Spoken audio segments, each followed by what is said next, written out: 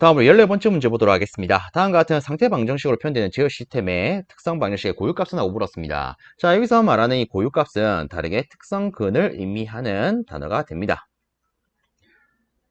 자, 그럼 요 같은 경우에는 이렇게 한번 접근을 해보겠습니다. 물론 이처럼 이 상태 방정식으로 제시가 된 문제 같은 경우에는 우리가 이 특성 방정식으로 바꾸기 위해서는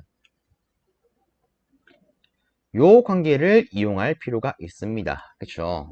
요 관계를 가지고 이제 특성 방식을 만들어내야 되는데, 실질적으로 그렇게 하지 말고 요 형태를 가지고 바로 특성 방정식을 뽑아낼 수도 있습니다. 특히나 이 앞에 보시면 지금 상태 변수가 두 개밖에 없어요. 그쵸? 상태 변수가 두 개라는 것은 이 특성 방정식 자체가 2차 방정식임을 의미를 합니다. 그러면 우리는 바로 이렇게 놓을 수 있을 거예요. 자, 저는 바로 이렇게 놓겠습니다. S제곱 더하기 AS 더하기 B요. 는 0이다. 그럼 실질적으로 여기에는 이 A와 B는 어떤 값을 넣어야 되느냐? 간단합니다. 여기에 있어서 이 상태 행렬의 마지막 두 놈이 의미하는 것, 요 놈을 가지고 이제 얘를 채울 수가 있습니다. 좀 더 정확하게 말하면 이 두 놈에 있어서 부를 반대로 하고 자리를 반대로 바꿔주면은 특성 방정식이 되더라. 즉, 이 놈들이 있어서 부를 반대로 하면 그냥 2와 3이 되죠. 순서를 앞뒤로 바꾸어서 여기다 그대로 넣어줍니다. 즉, 요렇게요. 그래서 실질적으로 이 특성 방정식을 뽑아내게 되면 요렇게 되겠습니다. 혹시나 해서 한번 좀 보여드릴게요. 그러면 여기 이 관계를 가지고 뽑아내면 진짜 얘가 나올까? 자, 한번 간단히 보도록 하겠습니다. 여기다가 다시 한번 적어보면, 자, 얘 같은 경우에는 우리가 이렇게 쓸 수 있겠죠. 이렇게 놓고요. 마이너스 이제 상태 행렬, A 행렬 0, 1, 마이너스 2, 마이너스 3. 자, 얘를 다시 정리하게 되면은 이렇게 될 겁니다.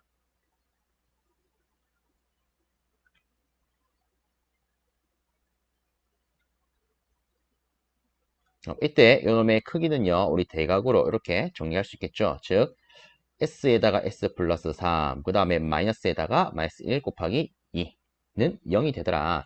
자, 그래서 요거를 정리하게 되면 S제곱 더하기 3S, 그 다음에 요거 곱하면 마이너스 2가 되기 때문에 마이너스 마이너스 처리하면 요렇게요.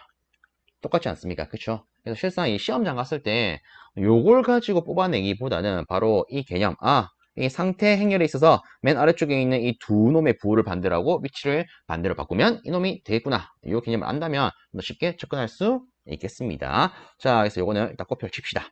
자, 그럼 이제 끝났죠? 요놈 자체가 이제 특성 방정식이기 때문에 이놈에 있어서 특성근을 구하면 됩니다. 이 특성근은 어떻게 계산하면 됩니까? 근의 공식요. 그쵸? 근의 공식 이용하면 됩니다. 자, 그래서 밑에다가 한번 적어 보겠습니다. 근의 공식. 뭐 다들 알고 계시겠지만 예를 들어 a 뭐 이렇게 쓸게요. x제곱 더하기 bx 더하기 c는 0 꼬라지의 방정식에 있어서 이 근 x 값은 어떻게 됩니까? 2a분의 마이너스 b 플러스 마이너스 루트 b 제곱 마이너스 4ac요. 그쵸? 그래서 위에 여기 우리가 뽑아냈던 이 특성 방정식에 있어서 s를 x로 취급을 해서 계산을 하면 실상 이 x값은 두 가지로 나오게 됩니다. 자, 그 값 자체가 뭐냐면 마이너스 1과 마이너스 2요. 혹은 뭐 이렇게 근의 공식을 가지고 접근해도 되겠지만 바로 얘를 인수분해해서도 뽑아낼 수 있습니다. 그래서 한번 더 해보면 실적으로 s제곱 더하기 3s 더하기 2를 인수분해하면 s 플러스 1, s 플러스 2의 곱으로 표현할 수 있습니다. 그럼 이때 이 관계를 만족하기 위한 S값은 마이너스 1과 마이너스 2 이렇게 되겠죠. 그래서 답은 1번 이렇게 고를 수 있겠습니다. 자, 근데 이렇게 생각할 수도 있습니다. 나는 이 근의 공식도 모르겠고 그 다음에 이렇게 인수분해도 잘 못하겠어. 그럼 이때는 난 이거 버려야겠네. 그러실 필요가 전혀 없어요. 계산기 활용하시면 됩니다. 그래서 조금 말이 길어지는데 한번 언급을 해 보겠습니다. 자, 여러분들이 가지고 계신 계산기, 일단은 제가 설명을 하고 있는 계산기는요, 기본적으로 이 모델을 기준으로 합니다. FX 570ES 플러스요. 아시겠죠? 자, 여러분들 계산기에 있어서, 자, 우리 이렇게 해볼게요. 화면이 있고요. 맨 오른쪽에 보시면 ON 버튼이 있습니다. 그 다음에 그 왼쪽에 보시면 모드 버튼이 있어요. 그렇죠. 모드 혹은 셋업이라고 되어 있을 겁니다. 자, 얘를 한번 눌러줍니다. 얘를 눌러주게 되면은 여기서 1, 2, 3, 4, 뭐 5, 6 해가지고 여러 가지 모드가 뜰 거예요. 특히나 이 상태에서 5번 보십시오. 아마 EQN이라고 되어 있을 텐데 얘를 눌러줍니다. 즉 5번 눌러줍니다. 그러면 여러분들이 갖고 계신 계산기에서 아마 1, 2, 3, 4 해가지고 여러 가지 함수 기호가 뜰 거예요. 그렇죠? 자, 이때 각각의 1, 2, 3, 4가 의미하는 게 뭐냐면 이런 겁니다. 1번 같은 경우에는 미지수가 두 개인 연립 방정식을 계산하는 버튼입니다.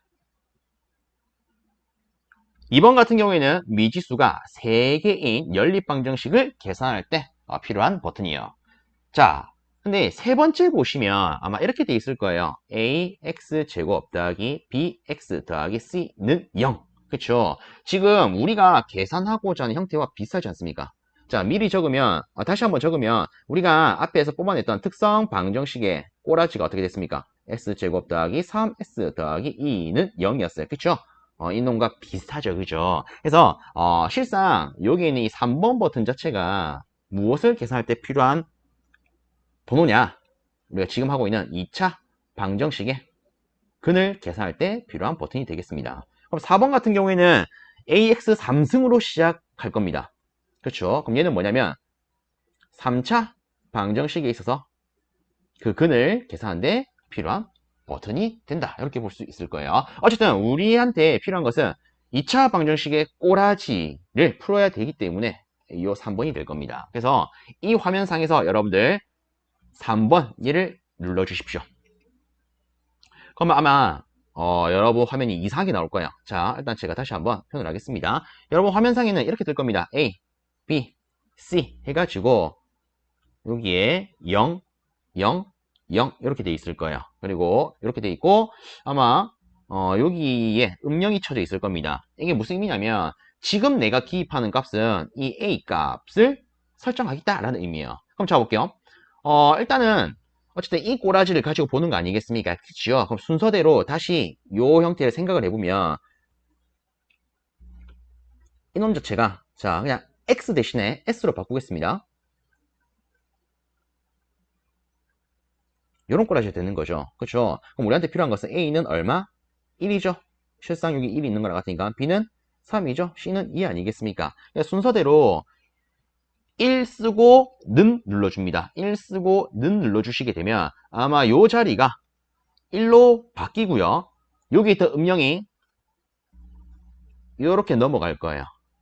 자, 여기까지 하면 이제 나머지 어떻게 기입해야 되는지 감이 오실 겁니다. 그죠? 그럼 이제는 우리가 B값을 넣을 거기 때문에 3 눌리고 는 눌리면 B값이 들어가겠네. 그죠? 그래서 3 눌린 다음에 는을 누르시게 되면 여기가 3으로 바뀌고 음영이 이제 여기로 이동을 할 겁니다. 그럼 다시 2 기입하신 다음에 는 누르시게 되면 여기가 2가 될 거예요. 그렇죠? 자, 이 상태로 는을 한번 다시 눌러줍니다. 자, 여기서 최종적으로 는을 한번 눌러주세요. 그러면 아마 여러분 화면에서는 이렇게 될 거예요. x워는 마이너스 1이다. 그쵸? 여기서 뭐 는을 한번 더 눌리셔도 되고요. 아니면 여러분들 화면에 계산기에 보시면 이렇게 이동할 수 있는 이동 키가 있습니다. 그쵸?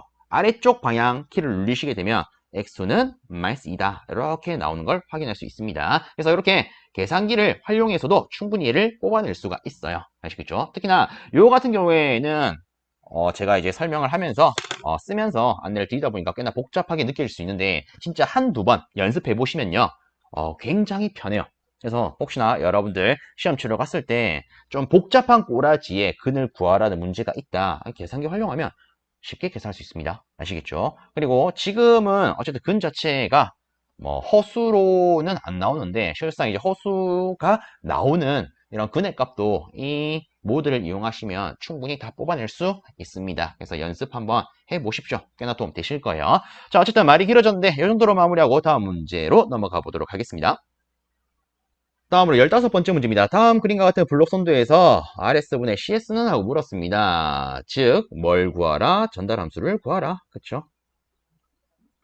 자, 이처럼 비교적 간단하게 구성된 블록 선도 같은 경우에는 우리가 뭐 이렇게 놓을 수 있죠. 간단하게 전체 전달 함수는 전향 경로 이득 나누기 1 마이너스 루프 이득.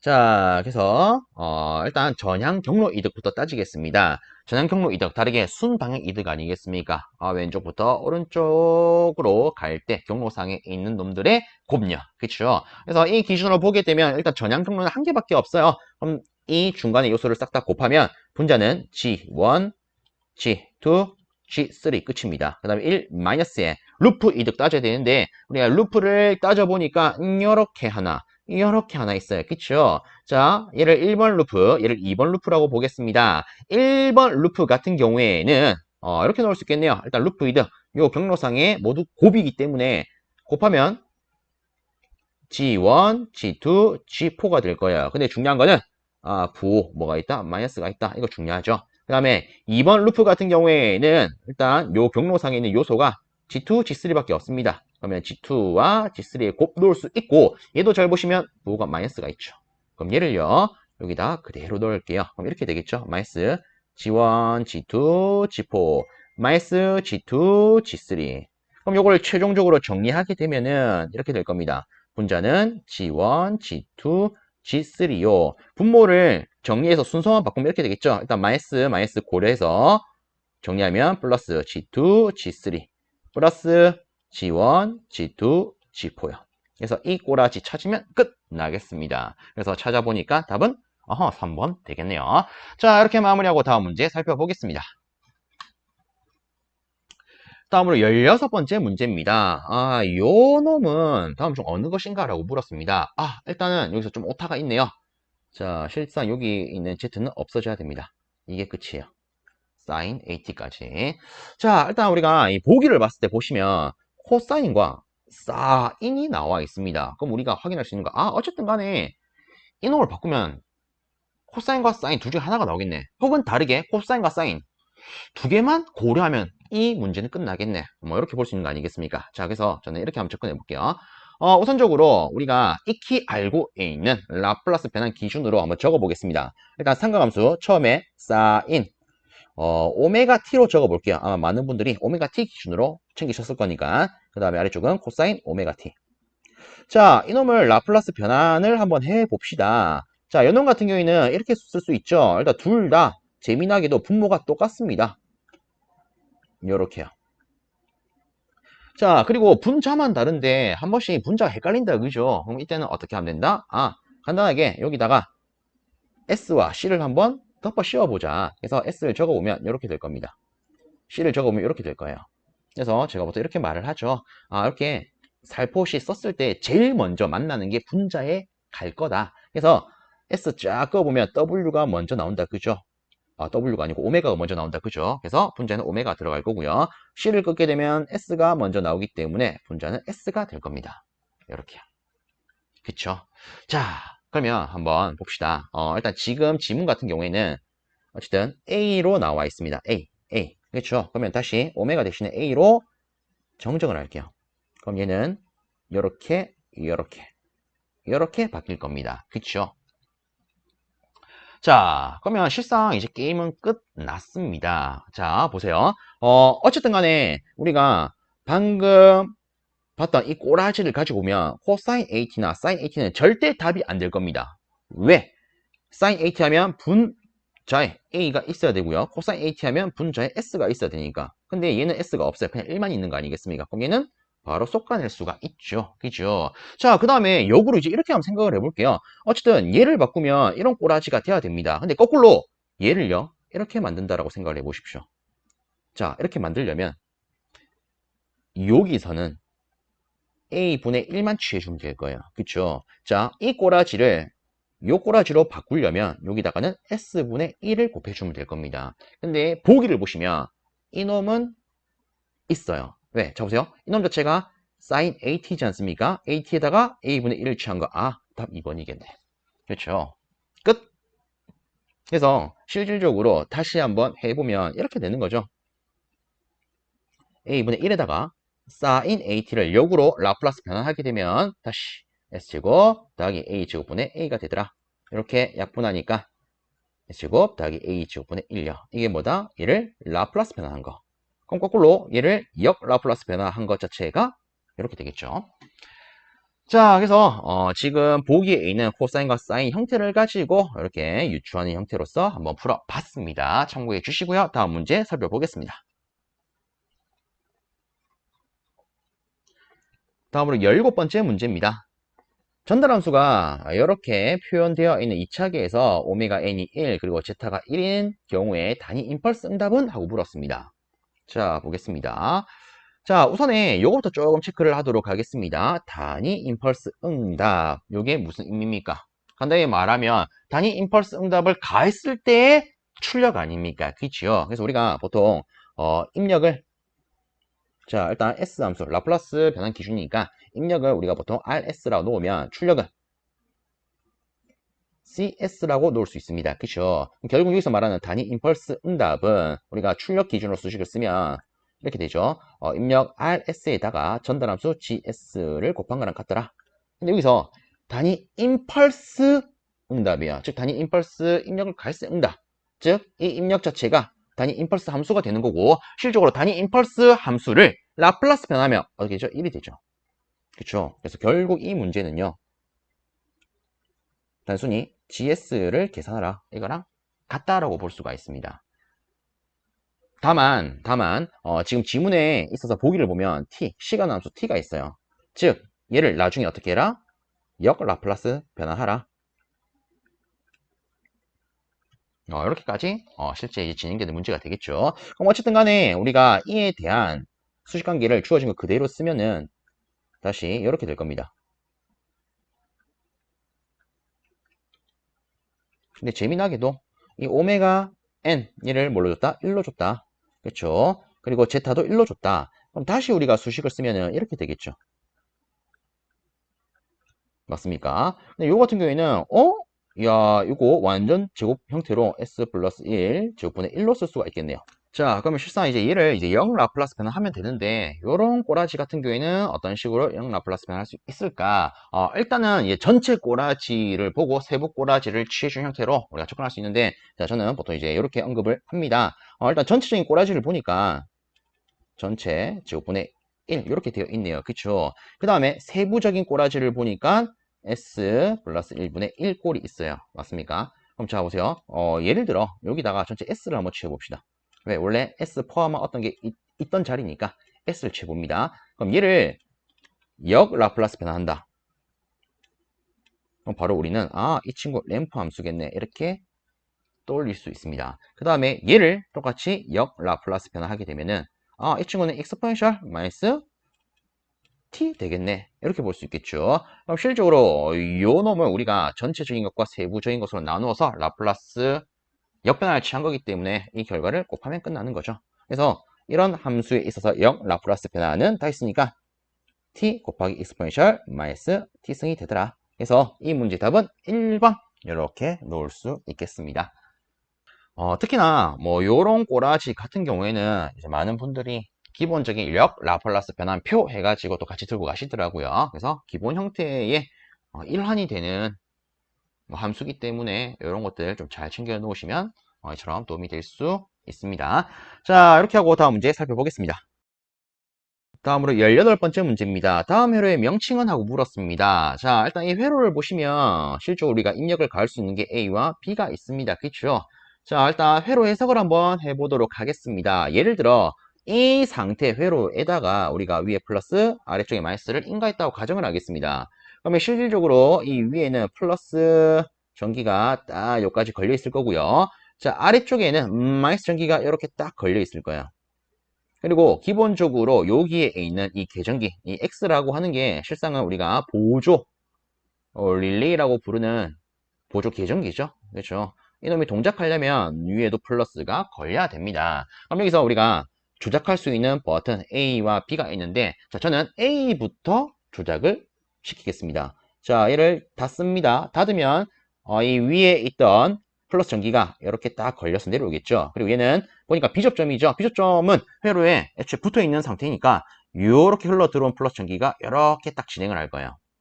그러면 이처럼 이 x1에 플러스도 들어가고 아래쪽에 마이너스 걸려 있다. 그러면 이 x1이 동작을 하겠죠. 다르게 우리가 여자 된다라는 표현을 씁니다. 자, 얘가 여자가 되면은 얘가 가지고 있는 접점도 움직이게 됩니다. 그쵸? 자, 보시면 얘가 여자가 되었기 때문에 얘가 가지고 있는 접점, 얘가 움직일 거예요. 근데 얘는 애초에 비접점입니다. 비접점은 어떻게 동작합니까? 아, 회로에서 떨어진 형태로 동작을 합니다. 그쵸? 그러면 지금 얘가 여자가 되어 있으면 얘는 계속 떨어져 있을 거예요. 그럼 이 와중에 우리가 이 B를 투입을 한다. 그럼 실상 이 B 위에 있던 플러스 전기는 딱 요까지만 가고 더 이상 진행할 수 없습니다. 왜? 얘가 떨어져 있기 때문에. 그럼 다르게 말하면 이런 거죠. 이쪽 회로가 먼저 동작되고 있을 때에는 이 다른 쪽 회로는 동작할 수 있다 없다? 동작할 수 없더라. 그렇죠? 자, 이와 반대로 이렇게도 한번 해석을 해보겠습니다. 자, 얘를 싹 지우고요. 자, 똑같이 이 상태에서 위에 플러스 전기 걸어줍니다. 그리고 아래쪽에 마이너스 전기 걸어줍니다. 자, 이번에는 B를 먼저 동작을 시킵니다. 그러면 B 위에 걸려있던 이 플러스 전기가 이렇게 인가되겠죠? 그럼 이때 이 X가 여자가 될 거고요. 얘가 여자 되었기 때문에 이놈의 초점이 툭 떨어질 겁니다. 그럼 이때 우리가 이 A를 닫더라도 이 위에 있는 플러스 전기는 딱 여기까지만 가겠죠? 왜? 얘가 끊어져 있으니까 더 이상 진행할 수가 없어요. 그렇죠? 즉, 아, 얘가 먼저 동작할 때는 얘가 그 다음엔 동작할 수가 없더라. 그럼 다시 우리가 이 전체적으로 보면 하나의 회로가 동작할 때는 하나의 회로는 동작할 수 없네요. 다르게 말해서 아, 이 회로는 두 회로가 동시 투입이 안 되는 회로네요. 이렇게 볼 수 있습니다. 이러한 회로를 우리는 이렇게 말하죠. 인터록 회로요. 그래서 답은 2번이 되죠. 요거 체크해 줍니다. 자, 그리고 뭐 추가로 제가 하나 더 안내를 드려보겠습니다. 실적으로 이렇게 회로의 명칭을 물을 때 주로 많이 묻는 게 자기 유지 회로와 인터록 회로인데, 얘들도 뭐 공식 비슷하게 챙길 수가 있습니다. 일단 이렇게 한번 적어 볼게요. 입력 신호에 있어서 두 개로 나누겠습니다. 병렬로 접속되는 경우가 있고요. 그 다음에 직렬로 접속되는 경우가 있습니다. 근데 좀 더 정확하게는 병렬 A 접점, 직렬 B 접점. 보다 정확하게 따지자면 순시 A 접점, 직렬 순시 B 접점. 자, 이렇게 설치가 되어 있을 때 이 회로가 뭐냐고 묻는다. 그러면 위의 회로 같은 경우에는 자기 유지입니다. 아래쪽 같은 경우에는 인터록이에요. 그래서 위의 회로를 다시 한번 보면요. 자, 보세요.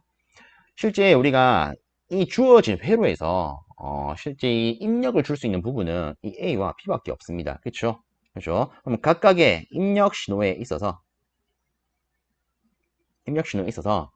보니까 직렬로 이놈의 직렬로 B접점이 왔다. 직렬로 B접점이 왔다. 그럼 이렇게 돼 있으면 대체로 뭐다? 인터록이다 라는 의미예요. 아시겠죠? 그러면 이 자기유지는 어떻게 됩니까? 뭐 간단하게 우리가 자기유지 회로를 표현을 하면 이렇게 되겠죠.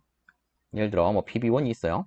그리고 편의상 여기다가 X 하나 있고요. 여기에 병렬로 X에 A 접점이 하나 있다라고 가정을 하겠습니다. 이게 여러분들이 익히 알고 있는 자기유지 아닙니까? 그죠? 그래서 보시면 입력 신호에다가 병렬로 순시 A 접점이 있으면 이 회로를 뭐라 한다? 자기유지 회로라고 한다. 그래서 이 같은 경우에는 이런 식으로 뭐 공식 비스무리하게 들고 갈 수 있습니다. 체크해 주십시오. 특히나 뭐 여러분들 실기 가시면 이 시퀀스 회로에 대해서 좀 더 자세히 다루기 때문에 실기 가시면 에이 이거 딱 봐도 자기유지, 이거 딱 봐도 인터록이지 이런 느낌은 바로 오실 겁니다. 근데 보통 이제 필기 같은 경우에는 시퀀스를 깊게 다루실 않죠. 그죠? 아, 뭐 이런 게 있구나. 이런 식으로 하고 넘어가시죠. 그래서 뭐 요 정도만이라도 좀 챙겨 놓으시면 이런 문제 나왔을 때 좀 편하지 않을까 싶어서 한번 언급을 드려 봅니다. 자, 이 정도로 마무리하고 다음 문제 살펴보겠습니다. 다음으로 19번째 문제입니다. 다음 그림의 페루프 샘플값 지역의 Z변환 전달함수는? 하고 물었습니다. 자, Z변환? 야, 이거 어떻게 해야 되지? 이렇게 망설이지 마시고, 실상 이 Z변환도, 우리 S변환과 똑같습니다. 라플라스랑 똑같습니다. 그래서 요거를 우리가 그냥 알고 있는 대로 얘를 S함수라는 기준으로 한번 생각을 해보십시오. 그럼 간단히 이렇게 볼 수 있겠죠. 이때 전달함수, 뭐 전체 전달함수를 예를 들어, 뭐 mz라고 놓으면 이때 우리가 하나의 분수로 놓을 수 있는데 이 분자에는 전향 경로 이득이 들어가면 되겠네. 그래서 전향 경로 화살표 방향을 따져보면 이게 끝이죠. 그렇죠? 그럼 이 경로상에 있는 요소는 이놈 끝 아니겠습니까? 그래서 gz 적어줍니다. 그 다음에 밑에는 1 마이너스 루프 이득 쓰면 되는데 루프 보니까 이게 끝이네. 근데 마이너스가 있네. 그쵸? 그럼 이 경로상에 있는 요소는 gz니까 마이너스 gz 끝 아니겠습니까? 그래서 이걸 정리하니까 1 플러스 gz 분의 gz가 되어서 답은 3번 되더라. 그래서 뭐 z 변화 나왔다 해가지고 우와 이 뭔데? 이렇게 생각하실 필요 없습니다. 여러분들 아시는 대로 이렇게 하던 대로 그대로 하시면 돼요. 아시겠죠? 자, 다음으로 20번째 문제입니다. 요 같은 경우에는 간단히 이런 게 있구나. 이 정도로만 좀 보겠습니다. 자, 2차 페루프 지역에 대한 내용으로 옳은 것은 하고 물었습니다. 자, 일단 보니까 공진 주파수가 커지면 주기는 길어진대요. 자, 뭐 간단히만 체크를 하면 실상 이 공진 주파수라고 하는 것은 공진 정점이 나타날 때 주파수를 의미를 합니다. 간단하게 우리가 뭐 어떤 2차 지역에 대해서 이득 곡선을 간단히 표현을 하면 실질적으로 이제 이런 식으로 표현할 수가 있습니다. 여기가 이득이고요. 여기가 적하에는 각 주파수. 자, 그 다음으로 실상 주파수가 0일 때 이득, 얘를 우리가 0주파수 이득 M0라고 표현을 합니다. 자, 그 다음에 이득에 있어서 마이너스 3 데시벨일 때 이때 주파수를 우리가 차단 주파수라는 표현을 씁니다. 그리고 이때 최대로 나타나는 게 뭐다? 공진정점. 그럼 이때 주파수가 뭐가 된다? 공진주파수. 그리고 한 가지 더. 자, 0에서부터 이 차단 주파수까지의 폭을 우리가 대역폭이라고 부릅니다.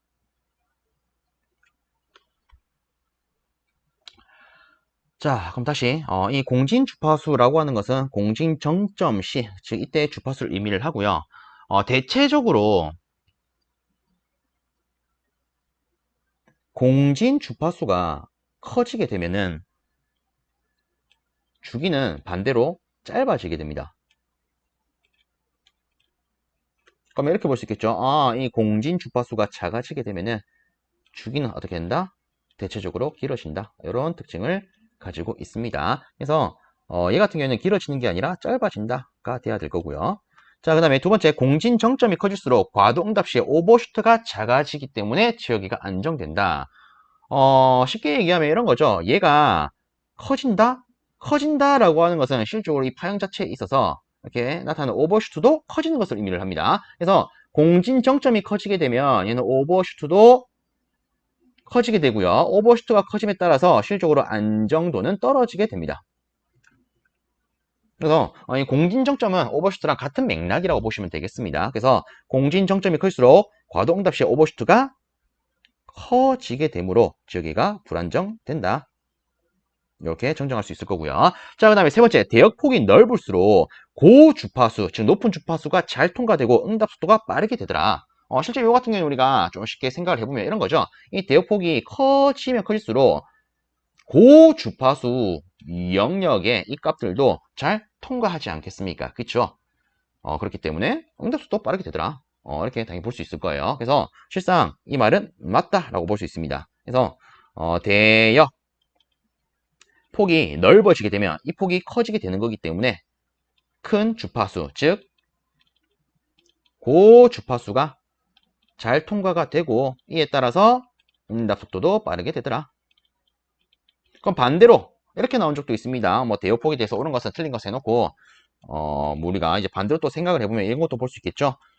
예를 들어 대역폭이 이거는 커지는 기준이었으니까 이제 작아지는 기준으로 보게 되면 고주파수가 잘 통과하지 못해요. 그럼 이때는 응답 속도가 떨어지겠죠. 그래서 실상 이제 관련도에 있어서 이렇게 대역폭 기준으로 물어본 문제도 있었습니다. 그래서 요거는 조금 챙겨놓는 게 좋지 않을까 싶습니다. 자, 그래서 이 문제 답은 3번이 되고요. 이제 네 번째 분리도도 한번 간단히만 체크하도록 하겠습니다. 일단 이 분리도라고 하는 것은 실질적으로 이 신호의 잡음을 분리할 수 있는 특성을 나타내는 하나의 정수값이다. 이렇게 보시면 되겠습니다. 그래서 이 분리도 같은 경우에는 이런 게 있어요. 얘가 클수록 공진 정점이 같이 커집니다. 그럼 우리 앞에 이런 말 있었죠. 공진 정점은 오버슈트랑 같은 맥락이다. 그렇죠? 결국 분리도가 크다는 것은 공진 정점이 커지는 거기 때문에 오버슈트도 커지겠네. 그러면 다르게 말하면 안정도 개판이겠네. 이렇게 볼 수 있겠습니다. 그래서 분리도가 작을수록 보면 이 기준을 보면 분리도가 작을수록 얘는 작은 공진 정점을 갖더라. 뭐 이렇게 정정이 되어야 될 겁니다. 그래서 실상 이 분리도에 대한 것도 관련도에 나왔던 적이 있습니다. 그래서 일단 대역폭 요 개념을 챙겨 놓으면 언젠가는 조금 도움이 되지 않을까 싶습니다. 그리고 한 가지 더, 분리도 같은 경우에는 실상 이 세세하게 챙기기보다는 만약에 나는 그래도 챙기고 싶다라는 느낌이 드신다면 분리도와 공진정점과 오버슈트는 같은 맥락이다. 이 정도로만 챙기면 되지 않을까 싶어요. 그럼 이거 가지고 알 수 있는 거, 얘가 커지면 얘도 커져요, 얘도 커져요. 오버슈터가 커지니까 안정도는 개판될 거예요. 그쵸? 그리고 얘들이 작아지면은 오버슈터가 작아지는 거니까 안정도는 조금 나아지겠네. 뭐 이런 식으로 우리가 생각을 해볼 수 있겠죠. 그죠? 그래서 솔직히 20번 문제 같은 경우에는 굳이 우리가 알 필요 있을까 싶긴 한데 혹시나 난 그래도 챙기고 싶다라고 생각이 드신다면 대역폭에 대한 거 하나와 그 다음에 분리도 이 관계에 대한 거 하나 이 정도만 챙기면 되지 않을까 싶습니다. 자, 어쨌든 제가 중간에 잡소리가 조금 길었는데 자, 이번 영상은 여기서 마무리하도록 하겠습니다. 자, 여러분들 수고 많으셨습니다.